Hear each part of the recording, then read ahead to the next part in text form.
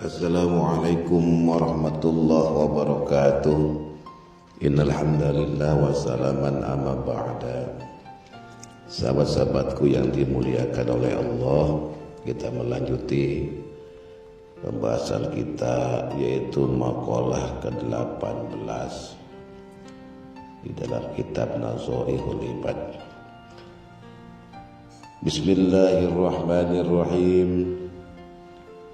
Qala al-mu'allif rahimakumullah, qila man taraka adh-dhunuba raqa qalbuhu wa man taraka al-harama wa akala al-halala safat fikratuhu.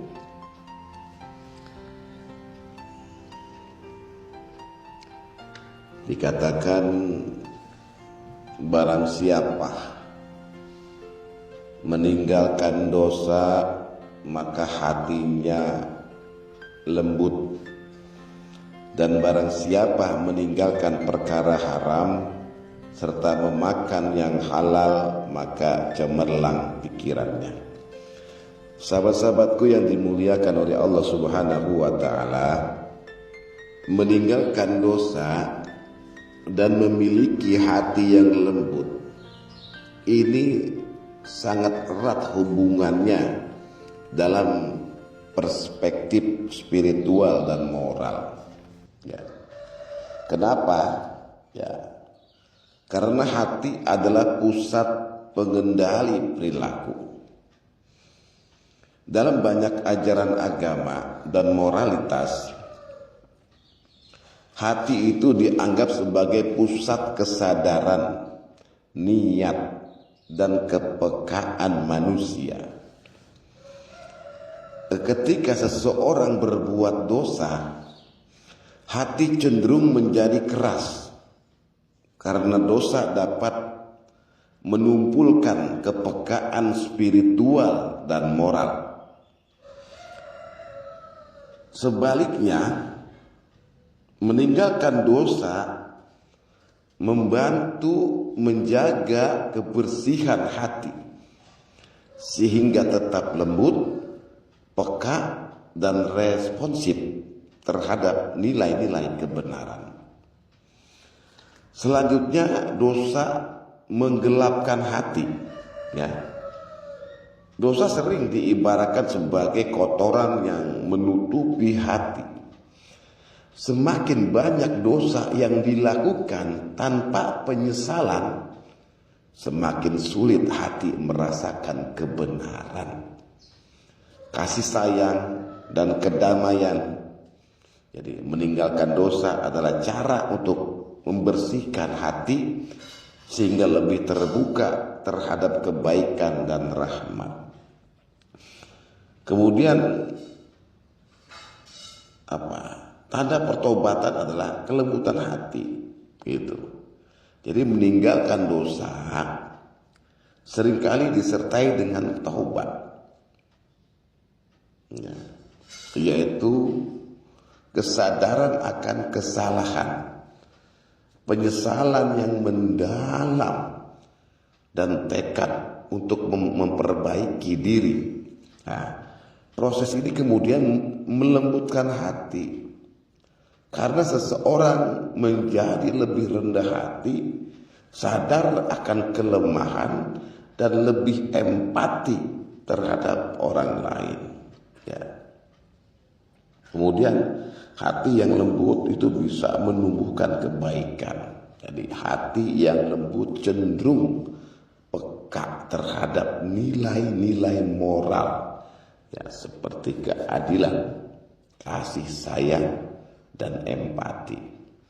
Ini memotivasi seseorang untuk terus menjauhi dosa dan memilih perbuatan baik, sehingga membentuk siklus positif antara meninggalkan dosa dan mempertahankan hati yang lembut. Selanjutnya, dukungan dalam agama-agama Ya, dalam Islam khususnya, misalnya disebutkan bahwa dosa yang dilakukan terus-menerus tanpa taubat akan menutup hati dengan noda. Ya. Di surat Al-Mutaffifin ayat 14. Ya. Sebaliknya, istighfar dan meninggalkan dosa membantu hati tetap bersih dan lembut. Hati yang lembut lebih mudah menerima hidayah dan mendekat kepada Allah. Ya. Walhasil, meninggalkan dosa adalah langkah untuk membersihkan hati. Sementara hati yang lembut membantu seseorang lebih peka dan teguh dalam menjauhi dosa. Ya. Keduanya ini saling berhubungan dalam menjaga keseimbangan spiritual dan moral manusia. Sahabat-sahabatku yang dimuliakan oleh Allah, ya, tarkul haram, ya, selanjutnya itu tarkul haram, ya, meninggalkan perkara haram, ya, wa akalal halal, dan memakan yang halal, memiliki hubungan yang erat dengan kejernihan pikiran dan kecemerlangan akal. Kenapa bisa seperti itu? Ya, satu, ya, ketaatan pada prinsip halal meningkatkan keberkahan. Ya. Dalam banyak ajaran agama, ya, terutama Islam, ya, makanan halal tidak hanya merujuk pada aspek hukum, tetapi juga keberkahan yang terkandung di dalamnya. Ya, jadi makanan yang halal dan diperoleh secara halal diyakini membawa energi positif yang mempengaruhi kejernihan hati dan pikiran. Ya. Sebaliknya, makanan haram dapat menghambat keberkahan hidup dan membebani hati sehingga pikiran menjadi kurang jernih. Ya. Artinya ruwet orang yang memakan barang haram, perkara haram itu jadi ruwet pikirannya, tidak tenang, gitu. Kemudian selanjutnya, perkara haram merusak integritas jiwa. Ya.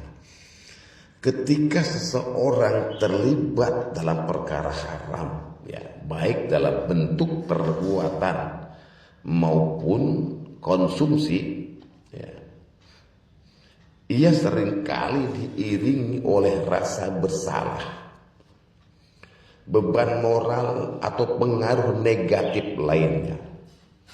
Ini dapat mempengaruhi kesehatan mental, emosi, dan kemampuan berpikir. Sebaliknya, menjauhi yang haram memberikan ketenangan batin dan mental yang mendukung fokus dan kecemerlangan pikiran. Ya. Selanjutnya, ya, makanan halal memberi nutrisi yang positif pada tubuh dan otak. Ya. Dari sudut pandang ilmiah, makanan yang halal biasanya itu lebih bersih, ya, lebih sehat, dan sesuai dengan kebutuhan biologis tubuh. Ya, nutrisi yang baik dari makanan halal mendukung fungsi otak, ya, meningkatkan konsentrasi, daya ingat, dan kemampuan berpikir. Sebaliknya, makanan haram atau tidak sehat dapat berdampak buruk pada kesehatan tubuh, termasuk otak. Ya. Selanjutnya, ya, kejernihan hati berpengaruh pada pikiran. Dalam banyak ajaran spiritual, hati dan pikiran memiliki hubungan yang erat. Meninggalkan perkara haram membantu menjaga kebersihan hati yang pada gilirannya mempengaruhi kejernihan pikiran. Orang dengan hati yang bersih lebih mampu berpikir jernih, mengambil keputusan yang bijak, dan memancarkan kebijaksanaan dalam kehidupan. Selanjutnya, keberkahan meningkatkan produktivitas. Hidup sesuai dengan prinsip halal juga mendatangkan keberkahan yang tidak selalu berbentuk materi, tetapi dalam bentuk ketenangan, kesehatan, dan produktivitas. Keberkahan ini membantu seseorang berpikir lebih cemerlang dan kreatif karena ia terbebas dari beban yang disebabkan oleh perkara haram. Jadi meninggalkan perkara haram dan memakan yang halal membawa pengaruh positif secara spiritual, mental, dan fisik. Hal ini mendukung pikiran menjadi lebih jernih, fokus, dan cemerlang karena tercipta keseimbangan antara tubuh, hati, dan pikiran. Dengan hidup dalam prinsip halal, seseorang tidak hanya memperoleh manfaat duniawi, tetapi juga keberkahan yang berdampak jangka panjang. Demikianlah, semoga bisa dipahami. Wassalamualaikum warahmatullahi wabarakatuh.